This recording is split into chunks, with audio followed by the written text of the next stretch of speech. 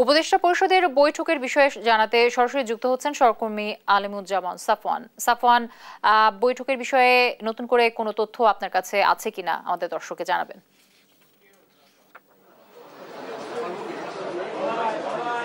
জ্যোতি, আমরা আসলে সন্ধ্যার কিছু আগে যখন জানতে পেরেছি যে আজকে প্রধান উপদেষ্টার নেতৃত্বে উপদেষ্টা পরিষদের একটি বৈঠক অনুষ্ঠিত হবে রাষ্ট্রীয় অতিথি ভবন যমুনায়, তো আমরা তখন থেকে আসলে অপেক্ষা করছি। তো সন্ধ্যার কিছু পরেই আমরা যে দেখতে পেরেছি যে উপদেষ্টাদের বিভিন্ন গাড়িবহর তারা এসেছে এবং প্রধান উপদেষ্টা বাসভবনে প্রবেশ করেছে। তবে আসলে বৈঠকে কী নিয়ে আসলে আলোচনা হবে সেটি কিন্তু আসলে আনুষ্ঠানিকভাবে আমাদেরকে জানানো হয়নি। তবে আমরা যেটি জানতে পেরেছি যে বিগত দুদিন যাবৎ দেশে আওয়ামী লীগ নিষিদ্ধের দাবিতে যে আন্দোলনটি হচ্ছে এবং অবস্থান কর্মসূচি হচ্ছে শাহবাগে, সেটি নিয়ে আসলে একটি কথা হতে পারে। তবে এটি আসলে আমরা এখনো নিশ্চিত হতে পারিনি। তবে এর আগে বৃহস্পতিবার রাতে যে ঘটনাটি ঘটেছে যে বিগত সরকারের যিনি রাষ্ট্রপতি ছিলেন তিনি কিন্তু দেশ ত্যাগ করেছে। তো এর প্রেক্ষিতে আসলে ছাত্র জনতা তারা আসলে তাদের একটি ক্ষুদ্র প্রতিক্রিয়া তারা ব্যক্ত করেছে এবং তার প্রেক্ষিতে বিগত শুক্রবার রাত 10টা থেকে কিন্তু প্রধান উপদেষ্টার যে বাসভবন যমুনা সেখানে কিন্তু তারা অবস্থান কর্মসূচি পালন করে। পরবর্তীতে আসলে তারা একটি সমাবেশের মধ্য দিয়ে ঘোষণা দেয় শাহবাগ ব্লকেডের, এবং তারপরে তারা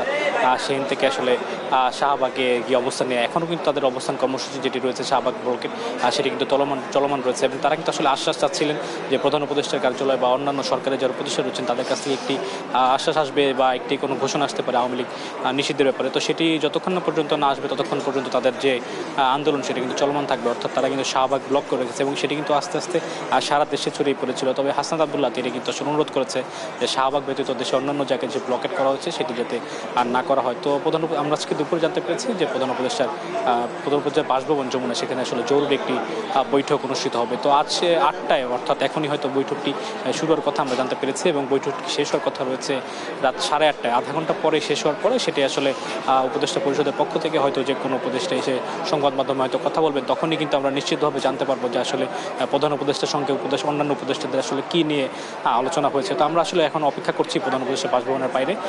তো কিছুক্ষণ পরে হয়তো আনুষ্ঠানিকভাবে আমরা জানতে পারবো যে ভেতরে আসলে কী নিয়ে বৈঠক হয়েছে। তো যদি আমার কাছে রাষ্ট্রীয় অতিথি ভবন যমুনার থেকে প্রধান উপদেষ্টা বাসভবন থেকে ছিল সর্বশেষ খবর।